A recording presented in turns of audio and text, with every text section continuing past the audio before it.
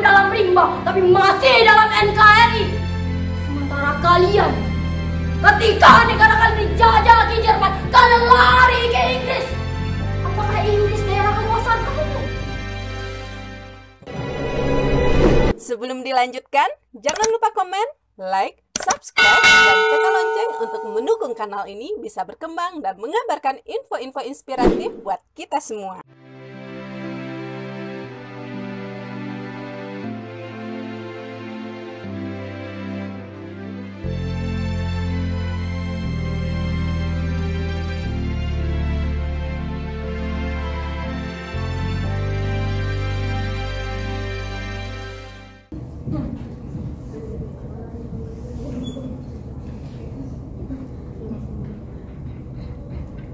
Assalamualaikum warahmatullahi wabarakatuh.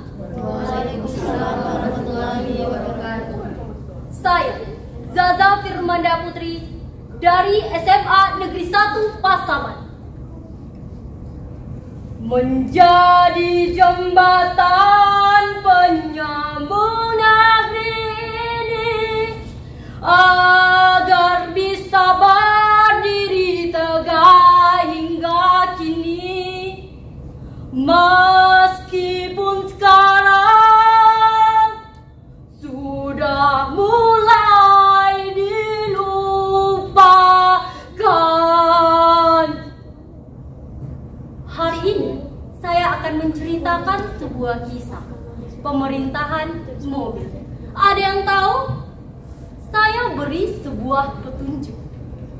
Pemerintahan oleh Syafruddin Prawira Negara. Ya, PDRI, Pemerintahan Darurat Republik Indonesia, periode 22 Desember 1948 hingga 13 Juli 1949. Dulu, ketika agresi militer Belanda II, sesaat sebelum pemimpin Indonesia pada masa itu, Soekarno Hatta, ditangkap dan diasingkan. Mereka sempat mengadakan rapat untuk mencapai kata mufakat, memberikan mandat pada Syafruddin Prawira Negara. Kami, Presiden Indonesia, memberitakan bahwa pada hari Minggu, tanggal 19 Desember 1948, Belanda telah memulai serangan atas ibu kota Yogyakarta. Jika dalam keadaan pemerintah tidak dapat menjalankan kewajibannya lagi, kami menguasakan pada Tuan Syafruddin Prawira Negara, Menteri Kemakmuran Republik Indonesia, untuk membentuk pemerintahan darurat. Sesuai dengan namanya pemerintahan darurat, maka kerja pemerintahan ini tidak hanya dilakukan di satu tempat saja, sehingga disebut juga dengan pemerintahan di atas mobil. Di lain sisi, mendengar ibu kota telah runtuh, sejumlah tokoh telah ditangkap. Syafruddin bersama tokoh lainnya mengadakan rapat di gedung Tri Arga. Entah apa sebabnya, busuk hati nyatanya. Ketika mengadakan rapat, tiba-tiba Belanda membom gedung tersebut. Lalu mereka lari tulang langgang menuju halaman perkebunan teh sebelah selatan kota Payakumbuh. Di sana mereka melanjutkan kembali rapat yang sempat tertunda. Tanggal 22 Desember 1948, PDRI resmi terbentuk. Sejak saat itu, PDRI menjadi musuh nomor satu Belanda dan tokoh-tokoh PDRI dikejar oleh Belanda. Selama perjalanannya dari Bukit Tinggi ke Halaban, Halaban ke Koto Tinggi. Di Koto Tinggi mereka bersembunyi di dekat kaki gunung, tempat yang mereka anggap strategis untuk bersembunyi. Sehari setelah PDRI terbentuk, Syafruddin berpidato. Belanda mengira dengan ditawan pemimpin-pemimpin kita yang tinggi, pemimpin-pemimpin lain akan berputus asa.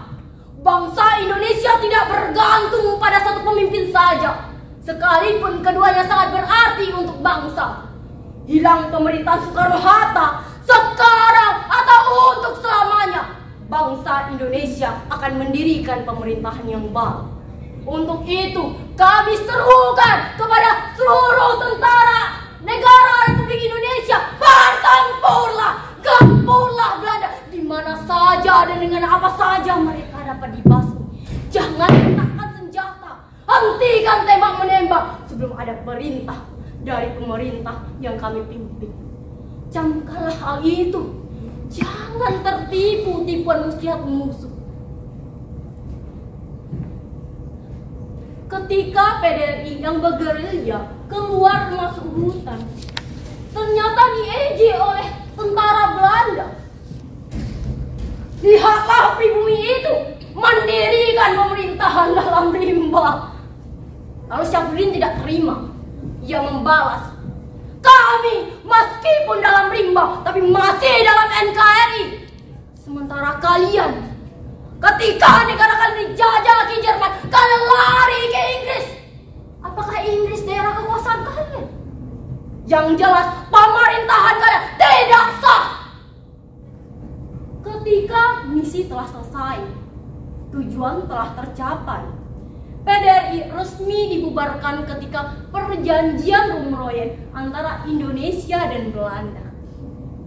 Pada perjanjian itu, semua tawanan politik yang diasingkan dipulangkan ke Yogyakarta.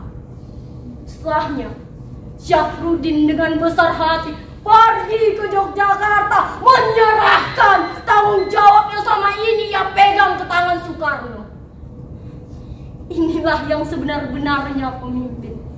Pemimpin yang efektif bukan soal siapa yang pandai berpidato atau mencitrakan diri agar disukai.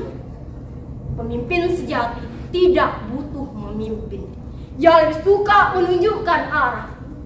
Pada akhirnya, saya ingin seluruh dunia tahu bahwa Sumatera Barat tidak akan pernah mengkhianati negeri ini sampai kapanpun. Bagi kami, hal yang lebih buruk daripada kematian adalah pengkhianatan.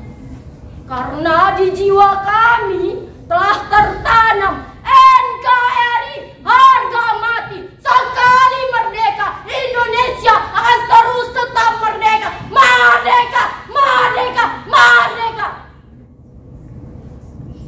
Sekian yang dapat saya sampaikan.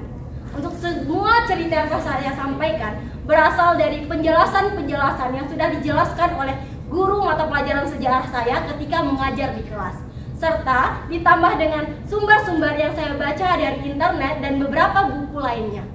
Baik, maaf jika ada kesalahan.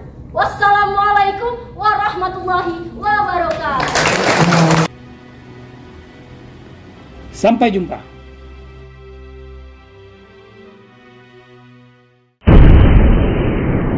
Sampai di sini dulu jumpa kita kali ini, dan tetap dukung channel ini sehingga kami bisa memberikan informasi-informasi yang inspiratif untuk kita semua.